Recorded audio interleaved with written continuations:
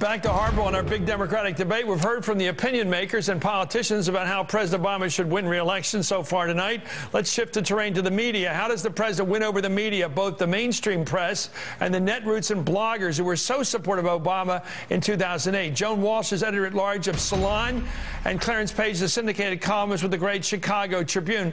I thank you both, and I want to ask you, I want you to take a look at what the president said. Here he is in February of last year talking about the media. Here he is. Let's listen.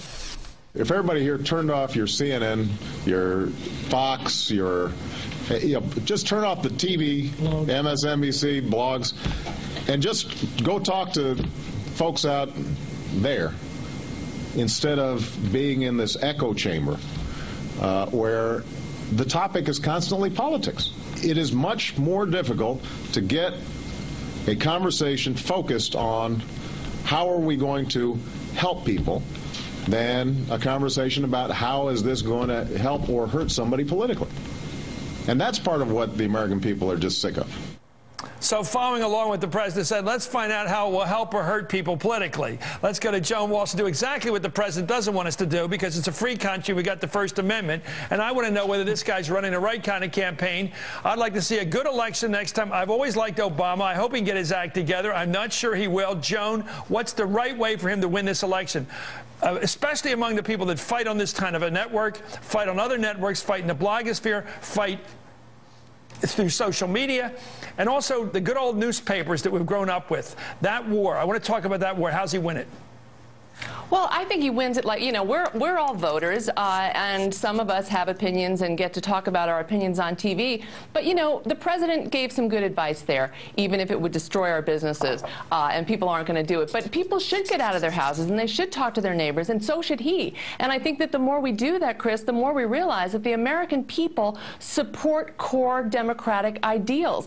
The vast majority of people want tax cuts, tax increases for the wealthy. The vast majority of people wanted the president to stick with a jobs agenda and not turn to the deficit so quickly. They do not want cuts in Social Security or Medicare. So I think we get really lost in this battle, and I understand what he's saying, that the Beltway elite and the media define left and right in very rigid ways, but common sense will tell us that he should be fighting much more of a populist campaign. So you would argue these last a populist campaign would win, really arguing those issues of tax the rich, protect the social programs. Clarence, if he runs that kind of populist campaign, which we've all grown up with in Senate races, if he runs that nationwide, a real populist campaign, we're with the regular people, they're with the rich, they want their money, we want the programs. Does he win? I think he wins as long as he shows he's got some conviction behind his beliefs. His beliefs haven't changed, and I see no reason for him to try to change them. He needs to make an argument for his programs and his plans to show he really cares about them.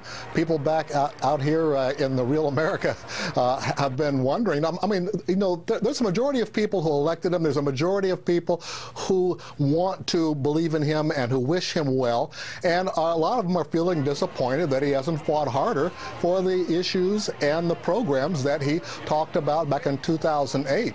And as Joan said, that he switched his priorities perhaps a little too quickly from job creation over to saving money.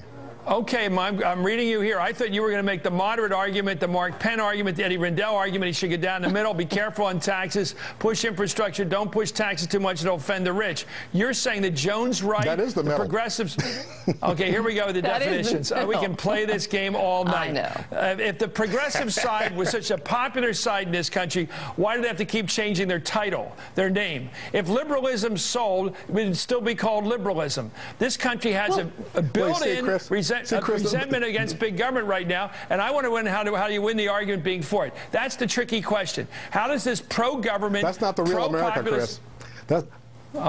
That's not the real America. Talking about populist, liberal, conservative. People in the real America care about the issues. You know, rebuilding roads and bridges. You know, whether you're left, right, or middle, or whatever, it doesn't matter. They want to see the jobs. They want to see the work being done. They want to see Obama out there fighting for their side. They want to feel like he's an ally and not too aloof. Okay, let me go by Joan, because I think Joan's on the progressive side and always has been. You heard Bernie Sanders earlier in this show. Tough new trade laws, very tough on trade, making it very hard for countries to trade with us that don't want to basically pay our salaries, basically, that they do over here, and protect the environment like we do. Let's face it, it'd be very tough to get those countries in the third world to agree to the way we do things here. So tougher trade laws, let's face it, harder to trade. Bigger government in terms of taxes the rich, go up, raise taxes for the rich, and protect the big entitlement programs. That's the progressive point of view. That's what it is. A more conservative point of view, nope, that's what it is. Bill Clinton got reelected in 96 by saying, I'm going to sign the welfare reform bill. I'm going to end welfare as a right. I'm going to support NAFTA. I'm going to support balance in the budget. I'm going to cut government spending as well as raise taxes. He took a centrist position.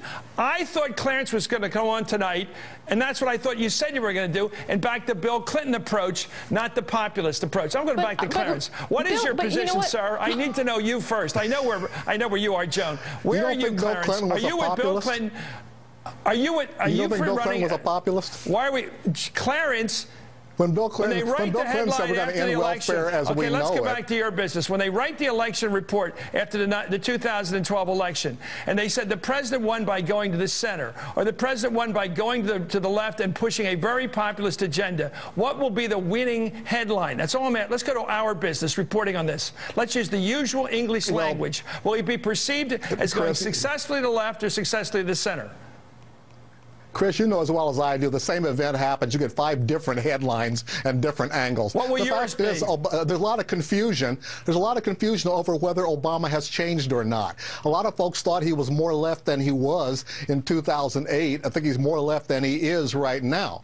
He has always been a centrist, a pragmatist. People on the left get disappointed in that sometimes. Okay, let me sharpen this. Up against this current Republican team right now, he looks good. Okay, let me sharpen the question. It's my fault. I'm going to sharpen the question. Over the next several months between now and the election getting started, should he be perceived as out there trying to cut a deal with John Boehner or going to war with Wall Street? What's the smarter move? Joan, what's the smarter move? Trying to cut a deal with the Republicans?